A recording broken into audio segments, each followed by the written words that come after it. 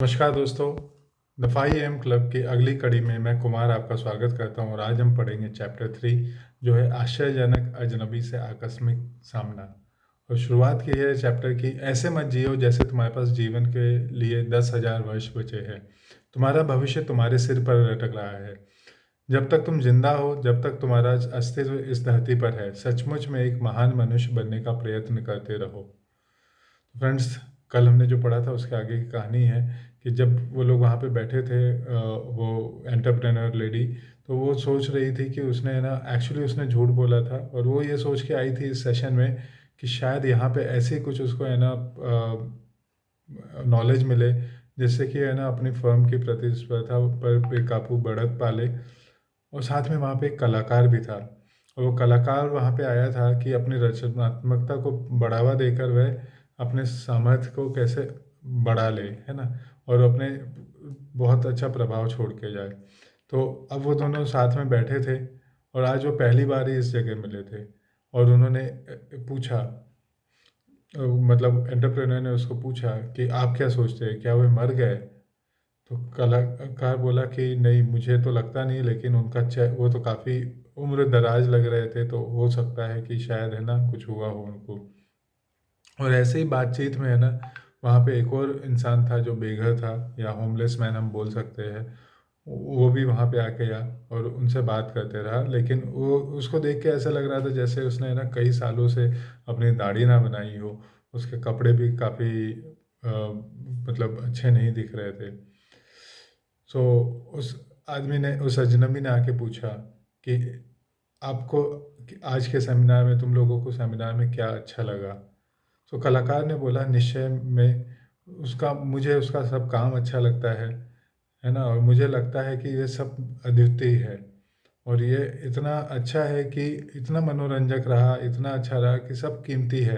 तो मैंने क्या किया, मैंने उसको रिकॉर्ड कर लिया। तो उस इंसान ने बोला कि आपने इसको उस अजनबी ने बोला कि आपने इसको रिकॉर्ड नहीं करना चाहिए था क्योंकि आपको कोई ऑफिशियल राइट नहीं है, आपको कोर्ट केस हो सकता है। लेकिन फिर भी उसने उसको रिकॉर्ड कर लिया।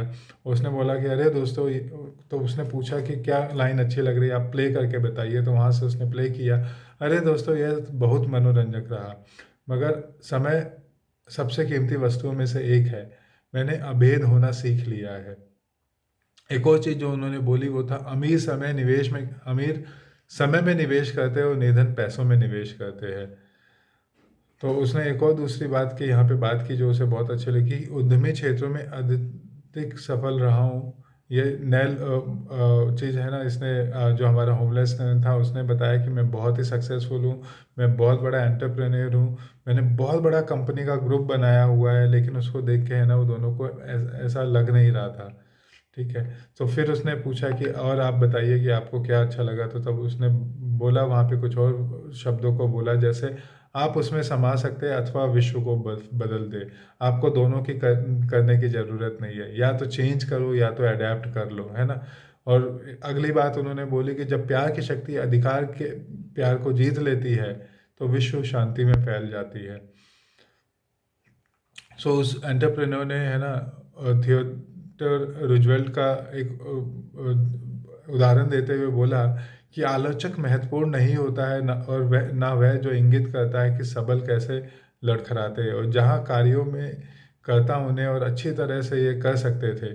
मान्यता और ख्याति उसे मिलती है जो प्रदर्शन के मैदान में सचमुच है, जिसने चेहरा धूल और पसीने से तथा रक्त से भिड़ा हुआ है, जो डट कर मुकाबला करता है, गलतियां करता है, पूरे उछाल से हर बार है ना चूकता है, क्योंकि कोई भी प्रयत्न बिना भूल तथा कमियों के नहीं होता।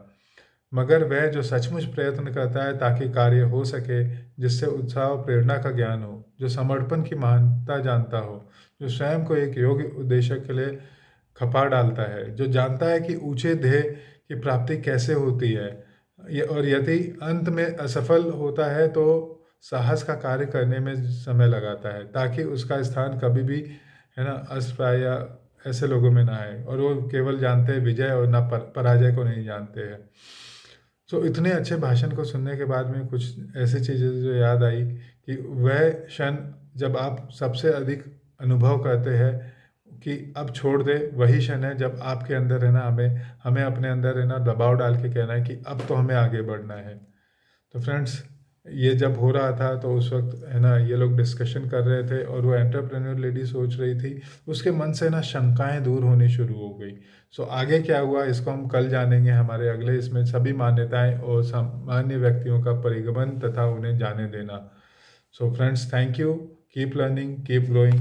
और एक और लाइन जो मैं बोलूँगा, own your morning, elevate your life. Thank you.